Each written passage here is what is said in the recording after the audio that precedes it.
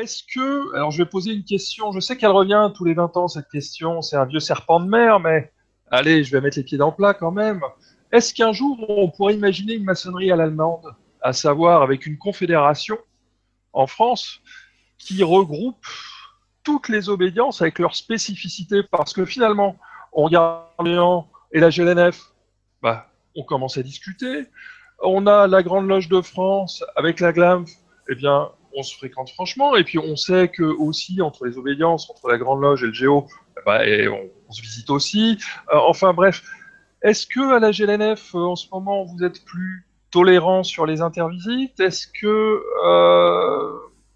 Non, il alors y a... je vais vous répondre très Avant de clairement. laisser la parole à Jean-François, parce que Ah bon. Oui, elle est... je Oui, connais oui, sa oui, capacité Oui, à oui, oui, oui. récupérer le micro. oui, oui, Absolument. oui, Je voudrais juste dire un mot là-dessus. C'est la question que je me pose, et je pense qu'Alain sera d'accord avec moi. La Oui. question que je me pose, c'est je ne pense pas que cette maçonnerie-là que vous décrivez, Laurent, serait réellement souhaitable. Ce qui est Non. intéressant dans le Ah, paysage Non. maçonnique français, c'est justement sa diversité. Ah oui, oui. Bien, ce qui est intéressant, d'accord. c'est que Absolument, oui. quelqu'un qui, comme moi, est un foutu athée immanentiste radical, trouve sa place, et que quelqu'un qui va être un croyant fervent, etc., va également trouver sa place. Que l'on va trouver sa place dans une maçonnerie mixte ou masculine, que l'on va trouver sa place dans une maçonnerie strictement féminine, qu'on va trouver sa place dans une maçonnerie plutôt de tendance sociétale ou plutôt de tendance spiritualiste, vous voyez, et qu'au sein d'une même obédience, d'ailleurs, qui marche sur ses deux jambes, qui tente en tout cas de le faire comme le Grand Orient, on puisse trouver des loges qui appartiennent plutôt à l'un des courants ou plutôt à l'autre. Je trouve que c'est ça l'intérêt de la maçonnerie aujourd'hui, c'est cette immense diversité.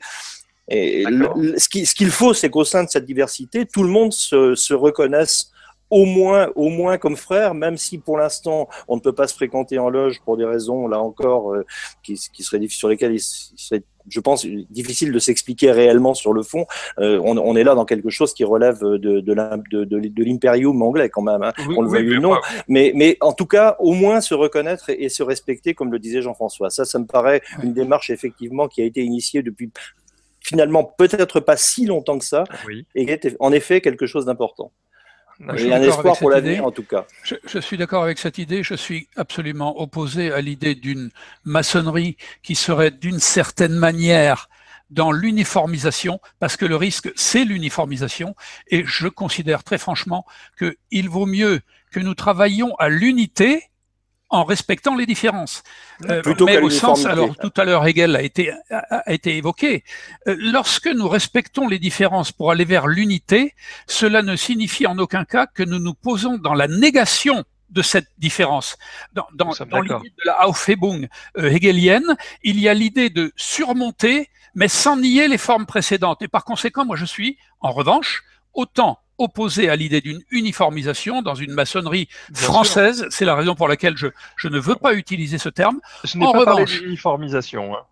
non, non, mais j'entends bien, mais le risque, c'est l'uniformisation. Et par D'accord. conséquent, je pense que travailler à l'unité et dans l'unité, travailler à l'idée du respect, même si ce n'est pas forcément au sens des affinités électives, le respect, c'est quelque chose d'assez froid par rapport à l'affection que l'on peut se porter. Eh Bien bien, sûr. je dis, le minimum, c'est de se respecter. Si on peut s'apprécier, si on peut s'aimer bien, si on peut être bienveillant à l'égard des uns et des autres, alors oui, il faut le faire, mais sans vouloir absolument encadrer cela dans une structure, et on sait à quel point les structures peuvent avoir, je dirais, un caractère castrateur. Hein. Quand on s'installe dans une structure, il y a une sorte d'autorité qui s'installe au-dessus, et Bien en sûr. dessous, c'est circuler. Il n'y a rien à voir, et tout le monde le doigt sur la couture du pantalon. Eh bien, Jean- moi, c'est non. Voilà.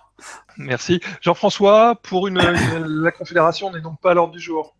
Alors, pour la GLNF, la Confédération a été, j'allais dire, hélas, à l'ordre du jour pendant les moments où elle avait les difficultés qu'on a connues, mais nous n'avons jamais été, elle a été à l'ordre du jour d'une façon très malheureuse pour la Grande Loge nationale française à ce moment-là, parce que c'est vrai que les frères de la Grande Loge nationale française l'ont vécu comme une tentative, hein, de certaines personnes de la Grande Loge, je ne dis pas de la Grande Loge, mais de la majorité de ses frères, une tentative de, comment dire, d'enterrer la Grande Loge nationale française et de la remplacer dans le paysage maçonnique non pas français, mais mondial. Voilà, c'est comme ça que les frères de la Grande Loge nationale française l'ont vécu. Bon, cette idée a disparu, elle n'a pas fait florès. Et je suis bien d'accord avec Alain Grazel pour dire qu'il faut se défier de toute forme, j'allais dire, organique, hein, de gestion hiérarchique de la maçonnerie en France.